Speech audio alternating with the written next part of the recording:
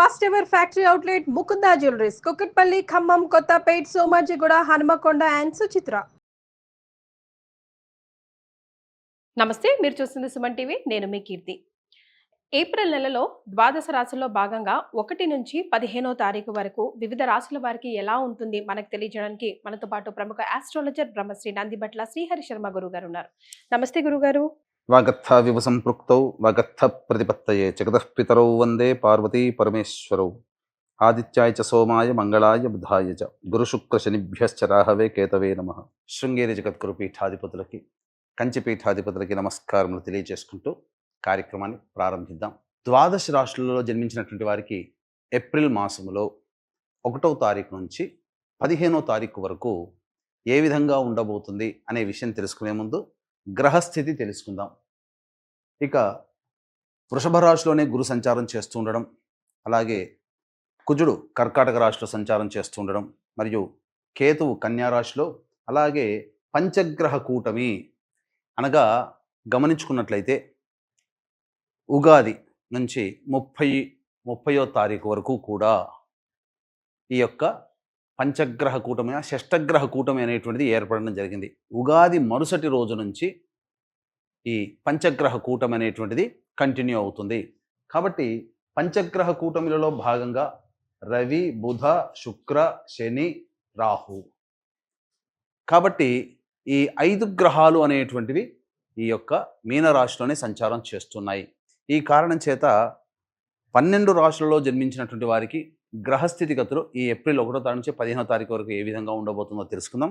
ప్రత్యేకించి మహిళలకి కూడా ఏ విధంగా ఉండబోతుందో తెలుసుకుందాం. గురుగారు, ధనుసు రాశి వారికి ఏప్రిల్ 1 నుంచి 15th వరకు ఎలా ఉంటుందో ఇప్పుడు తెలియజేస్తారా? ద్వాదశ రాశులలో భాగంగా 9వ రాశి అయినటువంటి ధనుస్సు రాశిలో జన్మించినటువంటి వారికి ఏప్రిల్ 1వ తారీఖు నుంచి 15వ తారీఖు వరకు ఏ విధంగా ఉండబోతుందో తెలుసుకునే ప్రయత్నం చేద్దాం. ముఖ్యంగా ఈ యొక్క ధనుస్సు రాశి వారికి ఏలినాటి శని దోష ప్రభావం తొలగిపోయి ఆనందంగా గత 2.5 సంవత్సరాల నుంచి ఆనందంగా ఉన్నారు. కానీ ఇప్పటి నుంచి అనగా 29వ తారీఖు మార్చి నుంచి అర్ధాష్టమ శని దోష ప్రభావంలో ఉన్నారు.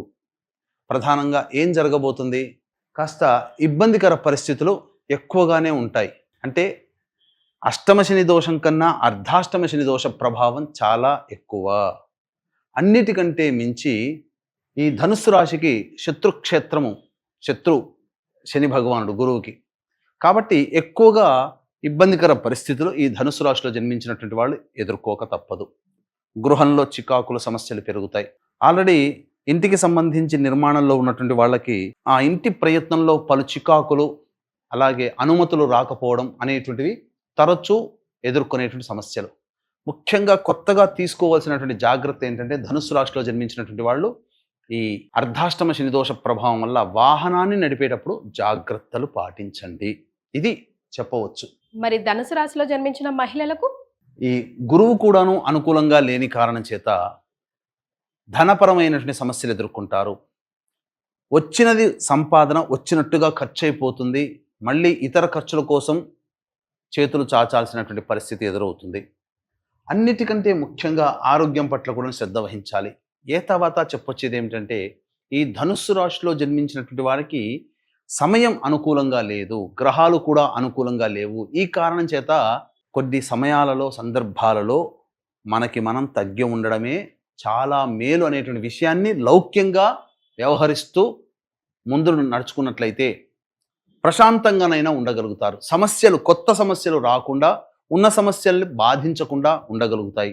అన్నిటికంటే ముఖ్యంగా దేవతా అనుగ్రహాన్ని పొందే ప్రయత్నము అందరూ చేయాల్సిందే. మరీ ముఖ్యంగా గమనించుకున్నట్లయితే ఈ యొక్క ధనుసు రాశిలో జన్మించినటువంటి ఉద్యోగస్తులు కావచ్చు, ప్రమోషన్ల కోసం ఆశించిన మేర ఫలితాలు పొందలేకపోతారు. వ్యాపారస్తులైతే ఆశించిన మేర లాభాల్ని పొందలేకపోతారు. ముఖ్యంగా నిరుద్యోగస్తులు బాగా కష్టపడితే తప్ప ఉద్యోగం లభించినటువంటి పరిస్థితి. కాబట్టి జాగ్రత్తలు పాటించండి. ముఖ్యంగా ఈ సంబంధించినటువంటి ధనుస్సు రాశిలో జన్మించినటువంటి విద్యార్థులు బాగా కష్టపడితే తప్ప ఫలితాలు పొందలేరు. కాబట్టి ఏది కూడా అంత ఈజీ కాదు అనే విషయాన్ని ధనుస్సు రాశిలో జన్మించినటువంటి వాళ్ళు గమనించాలి. వివాహం కావాల్సినటువంటి అబ్బాయిలు, అమ్మాయిలకి కొంత సమయం వేచి చూస్తే మరికొత్త సమయంలో వివాహం జరిగే సంఘటనలు గోచరమవుతున్నాయని చెప్పవచ్చు. అయితే సంతానం కోసం ఎదురు చూసేటువంటి వ్యక్తులు మాత్రం సంతానం జరిగేటువంటి అవకాశం గోచరమవుతుంది. కాబట్టి జాగ్రత్తలు పాటించండి.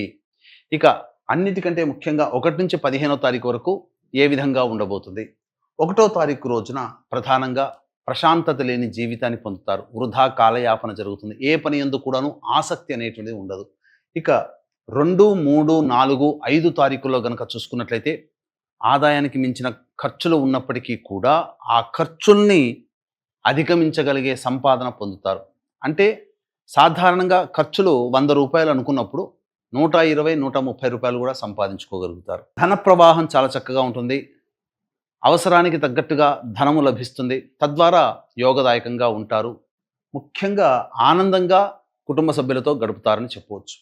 ఇక 6, 7, 8 తారీఖుల్లో మీ ఆరోగ్యం పట్ల శ్రద్ధ వహించాలి. ఖర్చులు అధికంగా ఉంటాయి. ఏ పని చేయాలన్నా ఆసక్తి ఉండదు. అన్నిటికంటే మించి ఒక జిగ్జాగ్ లాగా ఉంటుంది. ప్రతిదీ కూడాను డౌట్ఫుల్గా జీవితం 6, 7, 8 తారీఖుల్లో ఉంటుందని చెప్పవచ్చు. ఇక 9, 10 తారీఖుల్లో గనక చూసుకున్నట్లయితే సంతానం మూలకంగా ఖర్చులు, సమస్యలు, విభేదాలు పెరుగుతాయి. మరీ ముఖ్యంగా విదేశీయానం, విదేశీ విద్యకు సంబంధించి చేయ ప్రయత్నాలు కాస్త ఇబ్బందికరంగా మారతాయని చెప్పవచ్చు. ఖర్చులు కూడా అధికంగానే ఉంటాయి. 11, 12, 13, 14, 15 ఈ తేదీలలో ఉద్యోగం కోసం ఎదురు చూసేటువంటి వ్యక్తులకి ఉద్యోగం లభించడం, నిరుద్యోగస్తులకి ఉద్యోగం, ఆల్రెడీ ఉద్యోగంలో ఉన్నటువంటి వాళ్ళకి ప్రమోషన్స్ సంభవించే అవకాశము, అనుకున్న స్థాయిలో కంటే కూడా తక్కువ స్థాయి స్థితిగతులు ఉన్నప్పటికీ కూడాను ఆనందకరంగా ఉంటారు. ఏమాత్రం తీసిపోకుండా జీవితాన్ని గడుపుతారని చెప్పవచ్చు. ముఖ్యంగా ప్రతి వ్యక్తికి కూడాను జాతకరీత్యా అన్ని విధాలుగా దైవం అనుకూలంగా ఉంటేనే పైకి రాగలుగుతారు. కాబట్టి కాలభైరుని యొక్క ఆజ్ఞ అనుసారము ఏప్రిల్ 18వ తారీఖు రోజున కాశీక్షేత్రము కేంద్రముగా 1 సంవత్సరం పాటు మీ యొక్క సంకల్పం నెరవేరాలి, మీ యొక్క జాతకరీత్యా ఉన్నటువంటి దోషాలు తొలగిపోవాలనేటువంటి ఒక సదుద్దేశంతో సంకల్ప సిద్ధి, సర్వదోష నివారణ, పూజలు, హోమాలు అనేటువంటివి జరిపించడం జరుగుతుంది. అవకాశం ఉన్న వాళ్ళు ఈ కార్యక్రమంలో నమోదు చేసుకునే ప్రయత్నం చేయండి. తప్పకుండా దేవతానుగ్రహం ఉంటుంది. ఈ సంవత్సరం అంతా కూడా మీరు ఏ పూజలు చేసినా ఆ దేవతానుగ్రహం మీకు లభించాలి అని అంటే ఆ దేవతాశక్తి మీ తోడు ఉండాలి. మీరు చేసే ప్రయత్నంలో కొన్ని ఇబ్బందులు ఉండవచ్చు కాక దేవతా పూజల్లో, కానీ ఈ పూజాది కార్యక్రమంలో నమోదు చేసుకోవడం ద్వారా సంపూర్ణమైనటువంటి దేవతాశక్తి మీకు ఉంటుంది అని చెప్పడంలో ఏమాత్రం సందేహం లేదు. అవకాశం ఉన్నప్పుడల్లా ఈ కార్యక్రమంలో నమోదు చేసుకునే ప్రయత్నం చేయండి. ఈ యొక్క రాశిలో జన్మించినటువంటి మహిళలు చాలా మటుకు సమస్యలు ఎదుర్కోవాలి. డబ్బులు ఇచ్చినప్పుడు 2 చేతులే, కానీ పుచ్చుకునేటప్పుడు 10 చేతులు అన్నట్టుగా ఉంటుంది. మీ మాట పోయే ప్రమాదం ఉంటుంది. కాబట్టి ఎప్పుడు కూడా ఇతరులకి గ్యారంటీగా ఉండే ప్రయత్నం చేయకండి. ప్రలోభ పెడతారు, అత్యాశకి గురవుతారు. ఇది చేస్తే గొప్పగా లాభం వస్తుందని అత్యాశకు పోయి ఉన్నదంతా తుడిచిపెట్టుకుపోయే ప్రమాదం ఉంటుంది. గృహంలో చికాకులు, సమస్యలు పెరుగుతాయి.